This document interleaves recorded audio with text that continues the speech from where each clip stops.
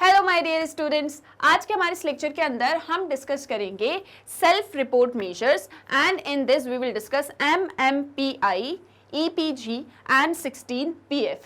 Chapter number 2 self and personality हम discuss कर रहे थे आपकी क्लास 12th साइकोलॉजी से, और आज के हमारे इस लेक्चर में हम one of the method of personality assessment that is self report measures को डिस्कस करेंगे, और इसके अंदर जितने भी टेक्निक्स आती हैं उन सभी को डिटेल में डिस्कस करेंगे, उनके बारे में जानेंगे। आई होप सो आपने प्रीवियस लेक्चर्स देख लिए हैं और अब तक हमने जितनी भी चीजें डिस्कस की हैं that is pretty much clear to you.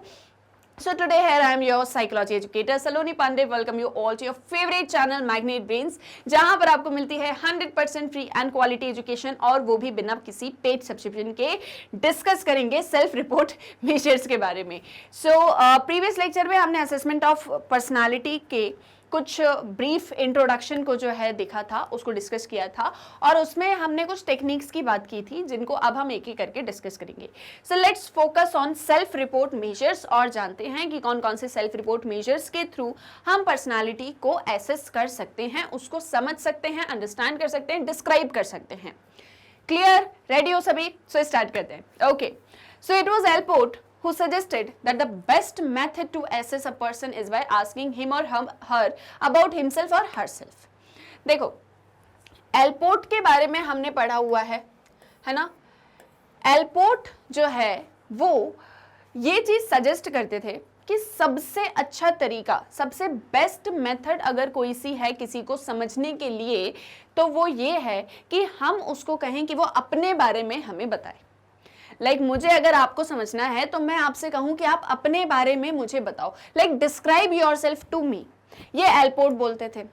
Fine, this led to the use of self report measures, और यहां से ही सेल्फ रिपोर्ट मेजर्स का जो है एक तरीके से आगमन होता है या एस्टैब्लिशमेंट होता है। देखो, अगर नाम से सजेस्ट करें तो सेल्फ रिपोर्ट का मतलब क्या होता है? खुद की रिपोर्ट देना।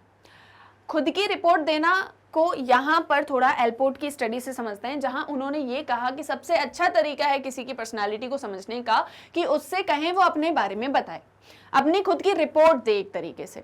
फाइन, अपने आप को डिस्क्राइब करे। So here comes the self report measures. Now these are fairly structured measures often based on theory that require subjects to give verbal responses using some kind of rating scale। तो ये जो हैं कुछ Fairlie structured measures होते हैं जो theory पर based हैं, और ये क्या चाहते हैं कि जो सब्जेक्ट है वो अपने बारे में वर्बल रिस्पॉन्सेज दे और किसी तरह की रेटिंग स्केल इसके अंदर यूज हो। क्लियर? देखो क्या बोल रहे हैं, Fairlie structured measures based on theory require subjects to give verbal responses using some kind of rating scale। For example, आप हो और मैं आपसे आपके बारे में पूछ रही हूँ, मैंने आपसे कहा डिस्क्राइब योरसेल्फ, तो आप मुझे अपने बारे में बताते हो कि I am a very honest person. So this is a response that you have given to me. Now how much honest you are, that would be calculated on a rating scale. मान लेती हूं कि 0 से लेके 10 तक की मैंने एक स्केल बनाई। Clear? This is 1 2 3 4 5 6 7 8 9 and 10। Clear? आपने कहा बहुत ही ऑनेस्ट हो, तो मैंने कहा अच्छा 0 से 10 में बताओ कि आप कितने ज्यादा ऑनेस्ट हो, या मैंने आपको एक सिचुएशन, एक सर्कमस्टांसेस दे दिया कि इस पर्टिकुलर चीज में आप कितने ज्यादा ऑनेस्ट रहोगे। एग्जाम हॉल में आप बैठे हो, आप बोर्ड एग्जामिनेशंस दे रहे हो, और टीचर जो है वो बाकायदा पूरी चेकिंग वेकिंग कर रहे हैं, बट लास्ट 15 मिनट्स में टीचर आपको बोलते हैं कि अब आप लोगों को जिससे जो पूछना है पूछ लो, बस शोर मत करना, मैं यहीं खड़े होकर देखूंगी कि कोई आ तो नहीं रहा, बस आपको शोर नहीं करना है। इस एक सिचुएशन में आप कितने ज्यादा ऑनेस्ट रहोगे? फाइन, तो आपने बताया कि मैम मैं तो चीटिंग कर लूंगा, मैं बिल्कुल भी ऑनेस्ट नहीं रहूंगा, तो मैंने आपको 0 रेटिंग दे दी। क्लियर? आपने मुझसे कहा मैम मैं अभी भी ऑनेस्ट रहूंगा, मैं बिल्कुल चीटिंग नहीं करूंगा, तो मैंने आपको रेटिंग दे दी 10। आपने कहा मैम कुछ चीज अगर बहुत ज्यादा MCQ वगैरह पूछ लूंगा, भले सब्जेक्ट वाले जो है सब्जेक्टिव पार्ट को छोड़ दूंगा, so I will give you a rating of 5 और 3 whatever. Fine, getting my point? तो ऐसे रेटिंग स्केल को यूज करके आपके वर्बल रिस्पॉन्सेज जो भी रहेंगे उसको मैं क्या करूंगी? रिपोर्ट करूंगी। तो उसके लिए क्या जरूरी है कि सब्जेक्ट जो है वो मुझे वर्बल रिस्पॉन्स दे। यहाँ पे सब्जेक्ट कौन है? आप। Fine, now the method requires the subject to objectively report to his or her own feelings with respect to various items। कुछ चीज़ों को लेके आपको अपना या आपकी जो अपनी फीलिंग्स हैं वो शेयर करनी होंगी। The responses are accepted at their face value. The method requires कि जो सब्जेक्ट है वो ऑब्जेक्टिवली, ऑब्जेक्टिवली का मतलब क्या होता है, मतलब वो पर्सन इन पर्टिकुलर अपनी फीलिंग्स जो है कुछ कुछ आइटम्स को लेके या जो भी उससे क्वेश्चन पूछे जाते हैं उसको लेके बताए, और जो भी रिस्पॉन्सेज होंगे उसको फेस वैल्यू पे रखा जाएगा। Face value in the sense कि जैसे अभी मैंने आपको एक एग्जांपल दिया तो एज इट इज उसको जो है हम यूज करेंगे। Now they are scored in quantitative terms and interpreted on the basis of norms developed for the test. Some of the well known report measures are describe, तो अभी उनको हम पढ़ेंगे, डिस्कस करेंगे। बट सेल्फ रिपोर्ट के अंदर बोला क्या जा रहा है, देखो कुछ चीजें जो आपको नोट करनी है, ठीक है, नोट करो इसको। सेल्फ रिपोर्ट मेजर्स, ठीक है, शॉर्ट में SRM लिख लो। इसके अंदर क्या होगा, आस्किंग टू डिस्क्राइब हिमसेल्फ और herself, asking to describe himself और हरसेल्फ। क्लियर, ये पहला पॉइंट हो गया। दूसरा point, rating scale would be used, rating scale would be used।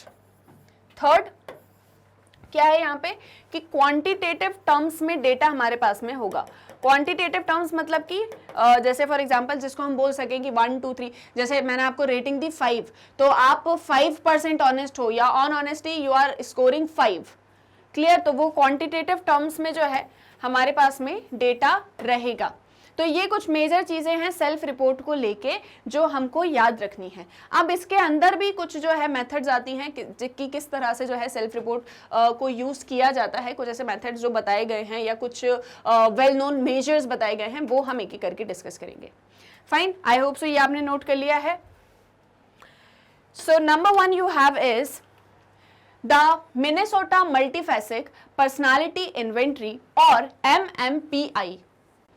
Now this inventory is widely used as a test in personality assessment। अब देखो ये जो इन्वेंट्री है या ये जो MMPI है इसको यूज किया जाता है पर्सनालिटी असेसमेंट में। कैसे यूज करते हैं, क्या है ये देखो। सो हैथवे एंड मैकिन्ले ये दोनों ने इस एक टेस्ट को डेवलप किया, ठीक है, किसने, Hathaway and McKinley developed this test as a helping tool for psychiatric diagnosis, but the test has been found very effective in identifying varieties of psychopathology। अब इन्होंने इस एक टेस्ट को डेवलप किया था साइकाइट्रिस्ट डायग्नोसिस के लिए, मतलब जो भी साइकाइट्रिक होते हैं मतलब जो साइकाइट्रिस्ट होते हैं वो अपने पेशेंट्स के लिए इस एक टेस्ट को यूज कर सकते हैं, that is Minnesota multiphasic personality inventory. बाद में मतलब ये जो टेस्ट है ये बहुत ज़्यादा इफेक्टिव फाउंड हुआ साइकोपैथोलॉजी में। किसमें, साइकोपैथोलॉजी में। इसका जो रिवाइज्ड वर्जन है वो भी अवेलेबल है जिसे MMPI-2 कहा जाता है। इसके अंदर टोटल 567 स्टेटमेंट्स हैं। खैर ये फैक्चुअल चीज़ें हैं, ये आपको याद रखनी है। मान लो आ गया कि MMPI किसने डेवलप किया था तो आपको नाम पता होना चाहिए, कितने टेस्ट हैं इसके अंदर, तो ये चीज़ें आपको पता होनी चाहिए, ठीक है, ये फैक्चुअल चीज़ें हैं। अब अगर हम बात करें कि इसके अंदर क्या क्या चीज़ें यूज होती हैं और बेसिकली कैसे ये साइकोपैथोलॉजी में हेल्प करता है MMPI, सो देखो द सब्जेक्ट हैज टू जज ईच स्टेटमेंट एज ट्रू और फॉल्स फॉर हिम और हर। कुछ स्टेटमेंट्स होते हैं, जैसे हमने 567 स्टेटमेंट्स की बात की, तो कुछ क्या होंगे, स्टेटमेंट्स होंगे। अब मैंने आपको एक स्टेटमेंट दिया और मैंने कहा ट्रू और फॉल्स, फाइन, मैंने कोई भी स्टेटमेंट आपको दिया, जैसे फॉर एग्जाम्पल क्या टेस्ट मैंने लिया कि MMPI एक तरह का सेल्फ रिपोर्ट मेजर है, ट्रू और फॉल्स, तो ऑब्वियसली ट्रू है तो आपने ट्रू बताया। ये तो मैंने एक एग्जांपल दिया था, लेकिन जनरली इसके अंदर कुछ सब्जेक्ट से रिलेटेड क्वेश्चंस होते हैं, ठीक है, तो उसको जो है उस एक स्टेटमेंट में जज करना पड़ता है क्या चीज़ सही है या गलत है, ठीक है, तो वो साइकोलॉजिकली टेस्ट प्रिपेयर किया जाता है। The test is divided into 10 सब स्केल्स। टेस्ट को 10 सब स्केल्स में डिवाइड किया जाता है which seek to diagnose hypochondriasis, depression, hysteria, psychopathic deviate, masculinity, femininity, paranoia, psychasthenia, schizophrenia, mania and social introversion। Fine, तो ये जो है 10 सब स्केल्स हैं जिसके अंदर टेस्ट को डिवाइड किया गया है। जैसे कि एग्जांपल ले लेते हैं कि सिजोफ्रेनिया के एक तरह का सब स्केल है इस टेस्ट के अंदर, MMPI के अंदर। अब सिजोफ्रेनिया को लेके फिर स्टेटमेंट्स हैं, तो उसमें वो आपसे स्टेटमेंट पूछेगा और फिर ट्रू और फॉल्स में देखेगा कि सिजोफ्रेनिया जो है किस तरीके का है, एक्सेट्रा एक्सेट्रा। एक example, now in India Malik and Joshi have developed the Jodhpur multiphasic personality inventory, that is JMPI। ठीक है, MMPI तो मतलब पूरा किसने इसको इन्वेंट किया था, हमने अभी देखा, मैं क्या था, सॉरी मैं नेम ही भूल गई, हाँ, हैथवे एंड मैकिन्ले। ठीक है, इन्होंने इसको यूज किया था। फिर इंडिया में भी सेम ऐसी टेस्ट बना। ठीक है, इंडिया में भी ऐसा ही टेस्ट बना जिसको बोला गया जोधपुर मल्टीफेसिक पर्सनालिटी इन्वेंटरी, जो कि मैलिक एंड जोशी ने इसको डेवलप किया along the lines of MMPI। तो जैसे MMPI टेस्ट बना था, ठीक है, मतलब ये तो फॉरेन में बना, लेकिन इंडिया में जो है ये JMPI टेस्ट बनाया गया। ये फैक्चुअल चीजें हैं, अगेन आई एम सेइंग कि आपको ये याद रखने हैं। ठीक है, आपको ये पूरे 10 सब स्किल्स याद रखने की जरूरत नहीं है, एक दो बार उसको रीड कर लेना, लेकिन बाकी जितनी चीजें हैं वो सब आपको याद होनी चाहिए। ये सारी फैक्चुअल चीजें हैं। इसके बाद में एक और मेजर आता है, that is Eysenck's personality questionnaire. Eysenck personality का जो एक अप्रोच है वो हम ऑलरेडी हमारे इसी मतलब चैप्टर के अंदर डिस्कस कर चुके हैं। EPG जो है वो आइसेंक ने एक पर्सनालिटी क्वेश्चनायर दिया था। इसमें क्या होता है, it was developed by Eysenck and this test initially assessed 2 dimensions of personality called introverted, extroverted and emotionally stable, emotionally unstable। देखो थोड़ा सा नोट कर लेते हैं तो याद रहेगा। Self report measures, I hope so आपने लिख लिया है, मैंने जितना आपको नोट करवाया। आगे इसमें है हमारा MMPI, फाइन, MMPI जो किन चीजों की बात करता है, ट्रू और फॉल्स स्टेटमेंट आपसे इसमें पूछे जाएंगे और आपको बताना है कि वो स्टेटमेंट ट्रू है या वो स्टेटमेंट फॉल्स है। क्लियर? EPG टेस्ट जो है that is Eysenck personality questionnaire, EPG इसको बोला जाता है बेसिकली। ठीक है, तो EPG लिख लेते हैं इसको, it is Eysenck's personality questionnaire. इसमें क्या होता है, इसमें वो पर्सनालिटीज को 2 डायमेंशंस में उन्होंने डिवाइड किया है। क्या में डिवाइड किया है? 2 डायमेंशंस में। एक डायमेंशन है एक्स्ट्रावर्टेड एंड इंट्रोवर्टेड, ओके, और जो दूसरा डायमेंशन है वो है emotionally stable and emotionally unstable. आप इमोशनली कितने ज्यादा स्टेबल हो या इमोशनली कितने ज्यादा अनस्टेबल हो, इमोशंस पे कंट्रोल है या नहीं है। और एक्स्ट्रावर्टेड इंट्रोवर्टेड जो बहुत ज्यादा सोशल है और बहुत ज्यादा जो एंटी सोशल है। क्लियर? तो इस तरह से हमने 2 डायमेंशंस इसके अंदर रखे हुए हैं। These dimensions are characterized by 32 personality traits। In dimensions के अंदर 32 पर्सनालिटी टेस्ट की बात होती है, ट्रेट्स की। Later on Eysenck added a third dimension called psychoticism. इसी में बाद में फिर जो आइसेंक है उन्होंने एक और डायमेंशन लेकर आए जिसको क्या बोला गया? साइकोटिसिज्म। ये भी कहीं ना कहीं आपका जो है जो लोग इमोशनली अनस्टेबल होते हैं, बहुत ज़्यादा अग्रेसिव हो जाते हैं, उनसे रिलेटेड है। फाइन, सो खैर इनके बारे में हम ऑलरेडी डिस्कस कर चुके हैं प्रीवियसली, हमने जब मेथड्स वगैरह डिस्कस करी थी, सॉरी आइसेंक अप्रोच हमने डिस्कस किया था, अप्रोच इसमें पोस्ट फ्रूडियन में, उसमें हमने इस एक चीज़ को डिस्कस किया था। It is linked to psychopathology that represents a lack of feeling for others, a tough manner of interacting with people and a tendency to defy social conventions। तो जो भी मतलब साइकोटिसिज्म वाली ट्रेट्स होती हैं उसमें क्या होता है, आपके अंदर दूसरों को लेके फीलिंग्स नहीं होती, आप लोगों से इंटरेक्ट करने में बहुत ही मतलब अनईजी आपको फील होता है, और आप सोशल कन्वेंशंस को मतलब समाज में जो मान्यताएं वगैरह हैं आप उनको बिल्कुल नहीं मानते। A person scoring high on this dimensions tends to be hostile, egocentric and antisocial। जिस भी पर्सन के अंदर ये चीज़ें हमको ज़्यादा देखने को मिलती हैं वो जनरली एंटी सोशल होते हैं, ईगो सेंट्रिक होते हैं, उनका ईगो जो है वो बहुत ज़्यादा उनके अंदर रहता है, और साथ ही साथ में बहुत ही हॉस्टाइल होते हैं, जैसे मैंने आपको बताया बहुत एग्रेसिव हो गए, चीज़ों में जल्दी गुस्सा आ गया। इस टेस्ट को भी वाइडली यूज़ किया जाता है। इसके बाद में आता है 16 पर्सनैलिटी फैक्टर क्वेश्चन है, दैट इज 16 PF। इस टेस्ट को कैटल ने डेवलप किया था। किसने डेवलप किया था? कैटल ने। Now, on the basis of his studies, he identified a large set of personality descriptors which were subjected to factor analysis to identify the basic personality structure.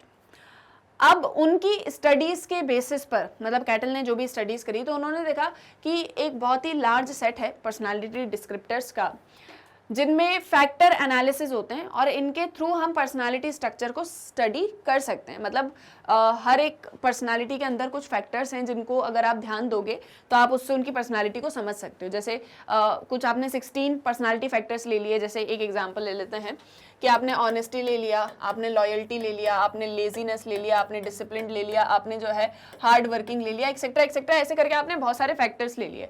अब इन factors के basis पर आप देख रहे हो कि ये पर्सनालिटी किस तरह की है। You will learn about this statistical technique later हम इसके बारे में और डिटेल में डिस्कस करेंगे। The test provides with declarative statements and the subject respond to a specific situation by choosing from a set of given alternatives। तो जैसे मान लो मैंने आपको कोई एक सिचुएशन दे दी, मैंने कहा इस सिचुएशन में आप किस तरह से रिएक्ट करोगे, आपके पास में चॉइसेस हैं। आप ऑनेस्ट रहोगे, आप कोई भी रिस्पॉन्स नहीं देना चाहोगे, या फिर आप जो है मतलब एक तरीके से आप वहाँ पे झूठ बोल दोगे। कुछ भी तरह की मैंने ये जो 16 फैक्टर्स हैं इनमें से कुछ ले लिए, या इन्हीं में से मैंने आपसे कहा कि आप बताओ इनमें से क्या एक चीज़ है जो आप यहाँ पर कैसे रिस्पॉन्ड करने वाले हो, आपको उसको थोड़ा डिस्क्राइब थोड़ा करना है। क्लियर? तो इस तरीके से जो है सिचुएशंस दे के हम पर्सनालिटी के फैक्टर्स को समझने की कोशिश करते हैं 16 PF के अंदर। The test can be used with high school level students as well as with adults। तो adults और high level students जो होते हैं स्कूल में उनसे आप ये टेस्ट करवा सकते हो। It has been found extremely useful in career guidance, vocational exploration and occupational training testing। तो occupational testing में, vocational exploration में, career में ये सारे टेस्ट जो हैं बहुत ज़्यादा यूजफुल रहे। Apart from the few popular tests which use self-report technique which have been described above, there are several others that try to assess specific dimensions of personality. Example: authoritarianism, locus of control, optimism, etc. As you proceed further, you will study with your psychology, you will come to know more about them। तो जितने अभी हमने ये 3 यहाँ पर measures की बात करी, इसके अलावा और भी ऐसे टेस्ट होते हैं जो सेल्फ रिपोर्ट मेजर देते हैं। देखो बेसिकली सेल्फ रिपोर्ट मेजर क्या है? खुद के बारे में बताना, खुद को डिस्क्राइब करना। तो जैसे अगर आप MMPI यूज कर रहे हो तो उसमें अब आपसे कोई क्वेश्चन पूछा, अब आपका आंसर आप ही से पूछ रहे हैं कि आप कैसे रिएक्ट करोगे, ट्रू या फॉल्स बताओ, सही है या गलत है ये चीज, तो आपके बारे में वहां से हमको समझ में आ जाएगा। EPG अगर हम यूज कर रहे हैं, ठीक है, हमने एक क्वेश्चन आयर बनाया, आपसे उस पर क्वेश्चंस पूछे, आपने मुझे आंसर बताया। सेम चीज 16 पर्सनालिटी फैक्टर में भी हो रही है। तो आपसे क्वेश्चन या आपको हम सिचुएशन दे रहे हैं और फिर हम आपसे पूछ रहे हैं कि इस एक चीज में आपका रिस्पॉन्स या रिएक्शन कैसे होगा, बट यहाँ पर हमने कुछ फैक्टर्स जो है वो चूज कर लिए हैं। Like kind of limited question हो गए। जैसे मैंने आपसे कोई क्वेश्चन पूछा, मैंने कहा ट्रू और फॉल्स। क्लियर? जैसे मैंने आपसे कहा कि आप ज्यादा प्यार अपनी मम्मी से करते हो और पापा से नहीं करते हो, ट्रू या फॉल्स। अब अगर ट्रू बोलोगे तो मतलब पापा से प्यार नहीं करते, फॉल्स बोलोगे तो मतलब मम्मी से प्यार नहीं करते। क्लियर? तो चॉइस आपके पास लिमिटेड है। अगर मैं ट्रू फॉल्स हटा दूं तो फिर आप उसको शायद और डिस्क्राइब कर पाओ, लेकिन मैंने आपको चॉइस दे दी ट्रू या फॉल्स। क्लियर? जिसे क्लोज एंडेड क्वेश्चंस कहा जाता है। तो ये MMPI में हो गया। सेम चीज 16 PF में हो रही है। मैंने आपको एक क्वेश्चन दिया, मैंने कहा इन ऑप्शंस में से चूज करके बताओ कि आप क्या करोगे इस सिचुएशन में। 16 PF में क्या हो गया? PG में, सॉरी EPG में, वहां भी क्वेश्चन आए रहे, आपको एक सिचुएशन दी और आपसे पूछा कि आप इसमें किस तरह के रहोगे। तो उसमें देखा कि इंट्रोवर्ट रहोगे, एक्सट्रोवर्ट रहोगे, आपके अंदर जो है मुझे ज्यादा क्या बोलते हैं, क्या लिखा था हमने यहाँ पे, साइकोटिसिज्म देखने को मिल रहा है, या फिर जो है आप इमोशनली स्टेबल हो, इमोशनली अनस्टेबल हो। तो ऐसे करके आपके मतलब पर्सनालिटी को समझा जा सकता है। बस यहाँ पे सेल्फ रिपोर्ट इसलिए इसको बोल रहे हैं क्योंकि यहाँ पर जो आंसर्स आ रहे हैं वो हम ऑब्जर्व नहीं कर रहे हैं, बल्कि वो आप खुद हमें दे रहे हो। तो इसीलिए उसे सेल्फ रिपोर्ट कहा जा रहा है कि आप खुद से अपने आप को डिस्क्राइब कर दोगे तो आप ज्यादा चीजों को एक्सप्लेन कर सकते हो। Clear?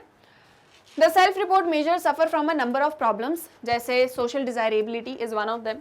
It is a tendency on the part of the respondent to endorse items in a socially desirable manner. अब देखो इसके कुछ प्रॉब्लम्स हैं सेल्फ रिपोर्ट मेजर्स के जो हम यहाँ पर देख रहे हैं। तो सबसे पहला है सोशल डिजायरेबिलिटी। सोशल डिजायरेबिलिटी के अंदर होता क्या है, जनरली हमारे अंदर एक टेंडेंसी होती है कि सोसाइटी में क्या चीज़ सही है उस अकॉर्डिंग हम आंसर दें। जैसे एक एग्जांपल मैं आपको देती हूँ कि फॉर एग्जांपल आप किसी काम से बहुत जल्दी में जा रहे थे, अब आपको रोड पे कोई एक एक्सीडेंट हो गया है, आपने ये चीज़ देख ली, आपका काम बहुत ज़्यादा ज़रूरी था, अगर आपने वो काम नहीं किया तो शायद आपकी लाइफ का एक बहुत ही इंपॉर्टेंट डिसीजन जो है वो आप कहीं ना कहीं छोड़ देते, या आपकी लाइफ में एक बहुत ही अच्छा टर्न आने वाला था उस एक इवेंट की वजह से, लेकिन आप उसको अटेंड नहीं कर पा रहे हो या कोई भी कारण है। तो आप बहुत जल्दी में जा रहे हो, ठीक है, मान लो ये आप हो और आपको यहाँ पे अपनी डेस्टिनेशन पे पहुंचना है, जा रहे थे लेकिन रास्ते में एक एक्सीडेंट होता हुआ मिल गया। वहां पे कार सिर्फ आप ही के पास में थी, बाकी जितने भी लोग थे उनके पास में बाइसिकल्स थे। क्लियर, कार सिर्फ आपके पास में थी। अब एक्सीडेंट हुआ तो जो भी जिनका भी हुआ था उनको हॉस्पिटल लेके जाना था। अब आपके अंदर एक ये चीज़ आ रही थी कि भाई मुझे मेरे काम से पहुंचना है, मुझे मेरे काम से तो जाना ही जाना है, तो अगर मैं नहीं गया तो ये सारी चीज़ें हो जाएंगी, लेट भी नहीं हो सकता है ना, मतलब मुझे बिल्कुल टाइम पे पहुंचना है। और आप ऑलरेडी जो है जिस हिसाब से घर से निकले थे तो आप ऑन टाइम ही पहुंचने वाले थे, आप ऐसे बिल्कुल नहीं निकले थे कि आप टाइम से पहले वहां पर पहुंच जाते। तो अब भाई ये एक सिचुएशन आ गई, अब आपसे पूछा गया कि इस एक सिचुएशन में आप उस पर्सन को हेल्प करोगे। मान लो MMPI की बात मैं आपसे करती हूँ, ठीक है। अब इस सिचुएशन में मैंने आपको एक क्वेश्चन दे दिया कि आप उस पर्सन की हेल्प करोगे, ट्रू या फॉल्स। अब जनरली टेंडेंसी ये होती है कि हम क्या सोचेंगे इस एक सिचुएशन के अंदर कि देखो, पहली चीज तो ये कि मुझे मेरे काम से जाना है ना, अगर इस पर्सन की मैंने हेल्प कर दी तो मुझे लेट भी हो जाएगा, और लेट होने के साथ साथ में मैं जो है मतलब मेरा पूरा टाइम वेस्ट हो जाएगा, मेरी लाइफ का एक जो डिसीजन है उस एक चीज़ पर मैं नहीं पहुंच पाऊंगा। क्लियर, मतलब जो भी काम से आप जा रहे हो वो चीज़ बहुत इंपॉर्टेंट है। दूसरी चीज़, अगर मैंने हेल्प नहीं की तो लोग मुझे सेल्फिश बोलेंगे, सोसाइटी में मेरा जो है एक ऐसा हो जाएगा कि अरे यार मैंने लोगों की हेल्प नहीं करी, ह्यूमैनिटेरियन ग्राउंड्स पे भी सही नहीं होगा। तो एक हमारे मन में ये एक चीज़ होती है कि सोसाइटी क्या कहेगी, ऐसी सिचुएशन में लोग क्या कहेंगे कि हमको क्या करना है, उसकी हेल्प करनी चाहिए थी क्योंकि कार आप ही के पास में है। वो नहीं सोचेंगे इस बारे में कि आपको जो है अपने काम से ज़रूरी जाना था। क्लियर, तो जनरली हमारी एक जो टेंडेंसी होती है, हम सोसाइटी के अकॉर्डिंग सोचते हैं कि सोसाइटी इस सिचुएशन में क्या कहेगी। एक और एग्जांपल मैं आपको दे देती हूँ। मान लो आपके घर में शादी होनी है, ठीक है, अब आपके कोई भाई बहन हैं जिनको शादी करनी है मान लो अदर कास्ट में, लेकिन पेरेंट्स यहाँ पे डिसीजन लेंगे अकॉर्डिंग टू सोसाइटी कि अगर हमने दूसरी कास्ट में शादी कर दी तो यहाँ पे जो है किस तरह की मतलब हमें सोसाइटी से कहीं बाहर ना कर दिया जाए, हमें किस तरह के जो है ताने लोगों के झेलने पड़ेंगे। एक एग्जांपल दे रही हूँ, ठीक है। तो हमारी ये टेंडेंसी होती है कि हम वही काम करते हैं जो सोशली अच्छा हो, क्योंकि हमें एक सोसाइटी के अंदर रहना है। बहुत कम ऐसे इंस्टेंसेस होंगे जब आप सेल्फिश होकर सिर्फ और सिर्फ अपने बारे में सोचोगे कि मुझे सिर्फ मेरा देखना है, मुझे किसी और से कोई मतलब नहीं है। क्लियर, जैसे आप कोई भी सिचुएशन आप खुद भी लेके देख लो, जनरली हम सोचते जरूर हैं कि हमें सोसाइटी से क्या मतलब, हम क्यों लोगों के बारे में सोचें, पर अल्टीमेटली हम लोगों के बारे में सोच के ही कोई काम कर रहे होते हैं। आप अगर कपड़े भी पहनते हो ना दिन में कहीं पार्टी में जाने के लिए, तो आप यही सोचते हो कि 4 लोग मुझे देखेंगे तो मुझे देख के क्या बोलेंगे, तो मैं कैसे कपड़े पहनूं। फाइन, तो सोसाइटी का इन्फ्लुएंस हमारे ऊपर रहता है। और सेल्फ रिपोर्ट मेजर में ये एक प्रॉब्लम सबसे बड़ी है कि जनरली जो लोग आंसरिंग करते हैं वो सोशल डिजायरेबल मैनर में ही करते हैं। तो जैसे एक्सीडेंट वाला क्वेश्चन मैंने आपसे पूछा, अब मैं आपसे कहूं कि आप ऐसे सिचुएशन में उस कपल को हेल्प करोगे, तो जनरली हमारा आंसर होगा ट्रू, कि हाँ हम हेल्प करेंगे। फॉल्स बोल नहीं सकते, बोल देंगे तो सेल्फिश बन जाएंगे। क्लियर, तो इस तरह से जो है क्या एक चीज होती है, इसका एक ये प्रॉब्लम होता है सोशल डिजायरेबिलिटी का। दूसरी जो प्रॉब्लम होती है वो होती है एक्विसेंस की। Now what is this acquiescence? देखो, ये एक टेंडेंसी है of the subject to agree with the items और questions irrespective of their content. Generally it often appears in the form of saying yes to the items. मतलब एक हमारी tendency होती है कि हम क्वेश्चंस का आंसर हमेशा येस में ही करेंगे या ट्रू में ही करेंगे। मैं आपसे कोई क्वेश्चन पूछूंगी तो हम जनरली सोचते नहीं है उसके बारे में बहुत ज्यादा, और हम आंसर कर देते हैं हाँ हम तो ऐसे ही करेंगे, हाँ हम तो यही होगा, हाँ हम तो अच्छी चीज करेंगे। ठीक है, मोस्ट ऑफ द टाइम हमारा यही रिस्पॉन्स होता है कि हम चीजों को येस फॉर्म में ही आंसर करते हैं। तो ऐसे में जो सच्चाई है वो सामने नहीं आ पाती। तो ये एक सोशल डिजायरेबिलिटी और एक्विसेंस जो है ये प्रॉब्लम होती है। Now these tendencies render the assessment of personality less reliable. तो इसकी वजह से पर्सनालिटी का असेसमेंट थोड़ा कम रिलायबल हो जाता है, मतलब उसमें सच्चाई नहीं है। It is also necessary to sound a note of caution at this stage. साथ ही साथ में कॉशन जो है हमको रखना पड़ता है ऐसे कामों में, मतलब इस तरह के सेल्फ रिपोर्ट लेने में। Remember that psychological testing and understanding personality requires great skill and training. Psychological testing और साथ ही साथ में अंडरस्टैंडिंग पर्सनालिटी, दोनों में ही बहुत ज़्यादा स्किल और ट्रेनिंग की ज़रूरत है। अगर आपको प्रॉपर स्किल नहीं है कि आपको किसी की पर्सनालिटी को कैसे समझना है, तो आप उसको मिसजज भी कर सकते हो। एक दिक्कत ये भी आती है, जैसे मैं आपको एक एग्जांपल दूं, जो मैंने आपको एक्सीडेंट वाला एग्जांपल दिया, अब उसमें मान लेते हैं मैं आपका टेस्ट ले रही हूँ और मेरा थॉट ऐसा है कि भाई उस टाइम पे कुछ भी हो, मानवता सबसे बड़ी चीज़ है और ह्यूमैनिटेरियन ग्राउंड्स पे आपको उस कपल की हेल्प करनी चाहिए। लेकिन आप ऐसे सोचते हो कि भाई मेरा काम बहुत ज़्यादा इंपॉर्टेंट है, मुझे मेरा काम करना है, मुझे नहीं करनी हेल्प, और भी लोग हैं वो बाइक पे लेके जाएं चाहे ट्रक में लेके जाएं, मुझे क्या, मुझे तो मेरा काम करने जाना है। आप अपनी जगह सही हो, मैं अपनी जगह सही हूँ, लेकिन अगर आपने मुझे कहा कि नहीं मैं हेल्प नहीं करूँगा, ठीक है, तो मुझे उस चीज़ को एज इट इज़ नोट करनी होगी। लेकिन मेरा एक बायसनेस वहाँ पर आ सकता है कि अरे यार ये पर्सन हेल्प नहीं कर रहा है, कहीं ना कहीं इसके अंदर ह्यूमैनिटी नहीं है, तो मैंने आपकी पर्सनालिटी ऐसी बना दी कि आपके अंदर ह्यूमैनिटी कम है। क्लियर? तो वो एक बायसनेस जो है वो एक चीज़ आ सकती है सेल्फ रिपोर्ट मेजर्स में। और साथ ही साथ में ये सारी चीज़ों के लिए इसीलिए स्किल्स और ट्रेनिंग बहुत ज़्यादा इंपॉर्टेंट है कि अगर आप एक्सपर्ट हो, अगर आप पूरी स्किल्स आपको पता है कि कैसे ये काम करना है, तो आप इजीली साइकोलॉजिकल टेस्टिंग या असेसमेंट कर सकते हो, पर्सनालिटी असेसमेंट कर सकते हो। अदरवाइज आपको दिक्कतें आएंगी और आपका जो रिजल्ट होगा वो भी रिलायबल नहीं होगा और एक्यूरेसी नहीं रहेगी। So unless you have acquired these to an optimum level under careful supervision of an expert, you should not venture into testing and interpreting the personality of your friends who do not study psychology. जब तक आप उस चीज़ के लिए experts का supervision या training proper नहीं ले लेते हो, तब तक आपको कोई भी टेस्टिंग नहीं करनी चाहिए और ना ही आपको अपने फ्रेंड्स की पर्सनालिटी को जानना चाहिए, ठीक है, who do not study psychology. So basically मतलब ये है कि सेल्फ रिपोर्ट मेजर्स हमेशा ट्रेनिंग और एक्सपर्ट्स के थ्रू स्किल्स के साथ में ही करनी चाहिए। और इसके कुछ प्रॉब्लम्स हैं, जैसे एक्विसेंस हो गया, सोशल डिजायरेबिलिटी हो गया, तो ये एक पूरा आपका आंसर इसमें फ्रेम हो सकता है कि सेल्फ रिपोर्ट मेजर्स होती क्या हैं, इसके अंदर कौन कौन सी मेजर्स आप यूज़ कर सकते हो। तो एक MMPI हो गई, इसके अंदर आप JMPI के बारे में भी बताना जो जोधपुर वाला हुआ था, ठीक है। इसके अलावा आप EPG बताओगे, 16 PF बताओगे, फिर आप इसके प्रॉब्लम्स बताओगे, तो 2 प्रॉब्लम्स होगी। फिर आपने एक सजेशन भी दे दिया कंक्लूजन में कि ट्रेनिंग और स्किल्स जो है वो बहुत ज़्यादा इंपॉर्टेंट है। सो ऐसे करके एक पूरा आंसर प्रिपेयर हो जाएगा। फाइन, तो इसको अच्छे से एक बार रीड करोगे आप अपने बुक में से, कहीं भी कोई भी डाउट आता है तो आप मुझसे पूछोगे। वैसे मुझे लगता नहीं है डाउट आना चाहिए, क्योंकि ये बहुत सिंपल सी चीज़ें हैं, जस्ट वो बता रहे हैं कि कैसे सेल्फ रिपोर्ट होता है। पर अगर अभी भी आपको लगता है कि आपको नहीं आया टॉपिक समझ में या कुछ चीज़ें नहीं आई, तो आप मुझे बोलो, मैं आपको बताऊंगी, ठीक है। बेसिकली ये बस इतना है, अगर एज अ होल मैं आपको बताऊं तो, कि आप अपने बारे में हमें बता रहे हो। बस यहाँ पे थोड़ा ट्विस्ट ये है कि क्वेश्चन हम पूछ रहे हैं और आंसर आपको करना है, ठीक है। तो क्वेश्चन हम आपसे आपके साइकोलॉजिकल या जो भी सारी चीज़ें होंगी, आपकी जो साइकोपैथोलॉजी, उसी से रिलेटेड ही पूछेंगे, ठीक है। बस आपको आंसर करना है। अब उसमें हमने कुछ क्वेश्चंस रखे हैं, कुछ चॉइसेस रखी हैं जो थोड़ा क्लोज एंडेड है, लाइक आपको बहुत ज़्यादा चॉइसेस नहीं मिलती, आपको उतनी चॉइसेस में ही अपना पॉइंट चूज करना है और उसके थ्रू हम पर्सनैलिटी को समझ सकते हैं। Fine, clear. अब हम मिलेंगे इसी के साथ में नेक्स्ट लेक्चर में, जहां पर हम और भी टेक्निक्स को और भी मेथड्स को डिस्कस करेंगे। आप जब तक अच्छे से पढ़ाई करो, कोई भी दिक्कत है तो मुझसे पूछो कमेंट सेक्शन में। इसी के साथ में जाते जाते एक और छोटी सी इन्फॉर्मेशन कि आप कैसे मैग्नेट ब्रेन्स की वेबसाइट को एक्सेस कर सकते हो। So as you all know, daily lectures आपको मैग्नेट ब्रेन्स के यूट्यूब चैनल पर मिलते हैं। साथ ही साथ में मैग्नेट ब्रेन्स की ऐप को आप प्ले स्टोर से डाउनलोड कर सकते हो। इसके अलावा जो मैग्नेट ब्रेन्स की वेबसाइट है, that is www.magnetbrains.com, that is very easily accessible on Google. आप इसको जैसे ही गूगल पे एंटर करोगे, आपके सामने magnet brains education platform open हो जाएगा। यहाँ पर आपको सारे क्लासेस के सारे कोर्सेज के वीडियो लेक्चर्स देखने को मिलेंगे, वो भी बिल्कुल फ्री ऑफ कॉस्ट। तो जितने भी कोर्सेज, क्लासेस, सब्जेक्ट आपको पढ़ने हैं, just click on it, just click on watch now और आपके सामने वीडियो ओपन हो जाएगा, बिना किसी पेमेंट के, बिना किसी कूपन के। और आपको मतलब कोई कूपन हम नहीं बेचेंगे, ना ही आपको कोई पेमेंट करनी है, everything is just free of cost. So अपने फ्रेंड्स और रिलेटिव्स को भी मैग्नेट ब्रेन्स के बारे में बताओ, ताकि वो भी इस 100% फ्री एंड क्वालिटी एजुकेशन का बेनिफिट ले सके। साथ ही साथ में मैग्नेट ब्रेन्स के नोट्स को भी आप एक्सेस कर सकते हो, जो कि इस वीडियो के डिस्क्रिप्शन में भी आपको मिल जाएंगे। और साथ ही साथ में वेबसाइट पर भी आप राइट साइड में देखोगे तो टॉप पे एक रेड कलर का आइकन आपको दिख जाएगा, वहां से भी आप नोट्स को एक्सेस कर सकते हो। इसी के साथ में मैग्नेट ब्रेन्स के books and e books, that is for kindergarten to class 12 students, जो डिफरेंट कैटेगरीज में डिवाइडेड हैं, like MCQ books, theory books and NCERT books and many more. तो जो भी आपको चाहिए है वो भी आप ले सकते हो। डिस्क्रिप्शन में आपको बस एक फॉर्म फिल करना है और हमारी टीम आपसे कांटेक्ट कर लेगी।